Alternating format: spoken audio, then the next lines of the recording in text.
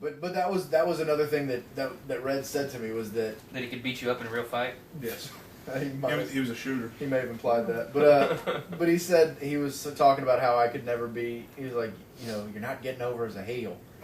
You need to. I love the invitation. Just keeps coming. It's the same You moron. gotta go like this. It's the same moron that says he's going to go shoot somebody by grabbing his gun out of his truck. Yeah. So I mean, so then he says that you need to come up with a good gimmick, and it was almost like God, is that why you did it?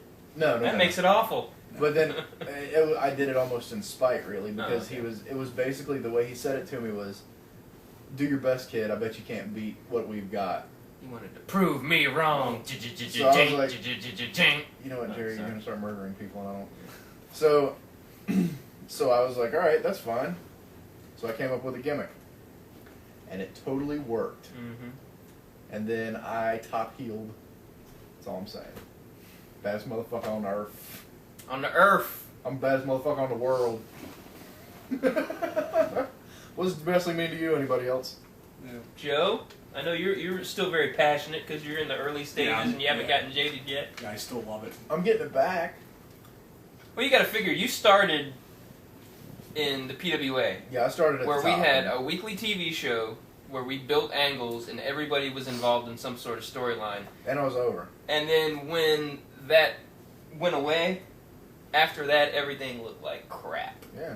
Because there were no week-to-week angles, there were no storylines being built. It was just a monthly show where you go and they throw the shit together right before the show starts because of who showed up. Yeah. And said, he's wrestling him, he's wrestling him, he's wrestling him. Mm-hmm. Mm-hmm. So I can see why you would get that from, because I had been around years and years before the PWA, so I went like this, and I had been down there before, so it was no big deal to me. I didn't know what to expect. I knew it wouldn't last, Yeah. I mean, I wish it had, but nothing lasts. Nothing ever in lasts. indie wrestling. Sorry to cut you off there, Joe. You do such a good job of it. Of cutting you off? Yeah, I just figured I'd just let you go with it, You're very passionate. That's what I was trying to See, and that's another rule, another passion rule that I have about the sport is you always let the veteran talk till he's tired of talking. Then when he leaves, because I blow up quick. Because he blows up quick. Even if it's Jerry? Oh, yeah. No, what wrestling means to me, I don't know, that's such a broad topic, to be honest. It is. Bros. But, I don't even need to answer it. You just got to go buy Bob Little's book. I've got a whole blurb in there. yeah, Really? yeah, and This is apparently, very while subject. we're on that subject, Oh, God. Oh, boy. I opened Pandora's love box. look, I'm just saying, You've done it now, Joe. You like that? yeah. There is so much libel in that book. Not so. It's a legal thing. That's Right. written on. It's where you say things that aren't true, but it's written. Slander is spoken. Okay, gotcha. Right. Slander Slander spoken, spoken. libel is written. Yes. I believed you. I was just making sure. Right. No disrespect to Mossy Head. I came from Gulf South Wrestling. That's where I hold my pride. To say that I came from one promotion because you don't want to put that guy, put Percy over, that to me is a stab in my back more than anything. I wouldn't call it libel, though. I mean, it's kind of... No, there's more libel in there. No, there's Oh, more okay. libel if you read. I thought if that's what you... I haven't read No, the book. look, once again, You know me, I just skipped to the part where my shit was and read it and put it back. and you complain about other people talking too much. Yeah. No, I don't. Yeah, you did. You did it right before we turned on the camera. When you were... I'm just playing with it. It's so long. But anyway, more on that Bob Little book later. Moron. Wrestling to me is pretty much going out and be able to have a good match and entertain people to the point to where they actually want to come back. Not because they feel it's something they have to do on a Saturday night, but because they legitimately want to come back. You don't really see a whole lot, and you really don't see a whole lot of people in this area that actually put forth that much heart or that much passion into it anymore. But all you jaded guys. I think he was pointing at me. I just explained why. Anyway, yeah. I told you I'm getting it back. Yeah, well, I believe it when You're I say taking it back. I'm taking it back. Anyway, that's nonsense. But That's nonsense.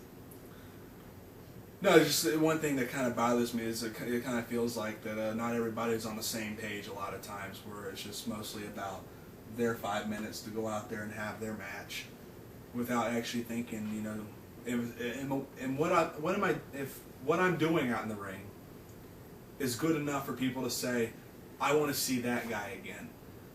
It goes right back to where I said before, where my inspirations were. I look forward to seeing Flair or Tully or Arn or Magnum TA or the Russians. I wanted to see them in another match. So whenever I step in the ring, why wouldn't I?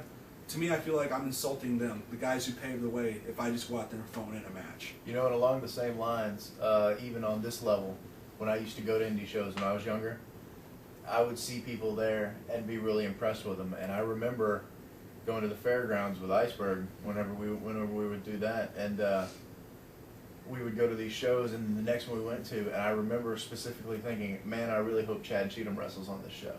See, and I was the same way for Mercury McLeod. Really? I used to watch the local shows, and there for a while, Merc actually could recognize me and my buddy that would actually follow him to his shows. And that's what I want whenever I'm in the ring, is when if I make an appearance in Florala, or if I make an appearance in Panama City or Mississippi. Why are you grinning at me? I was thinking of the Mercury McLeod impression in my head. Oh, what are you guys doing here, jabroni? Well, he was, you know, a little more intense than that. But anyway. I was back when Mark meant business. Right. But much respect for Mercury McLeod, by the way. I love that guy. Anyway, what was I saying before you distracted me? You're talking about I how was just people wanted giggling to like see a you girl. again. You wanted that.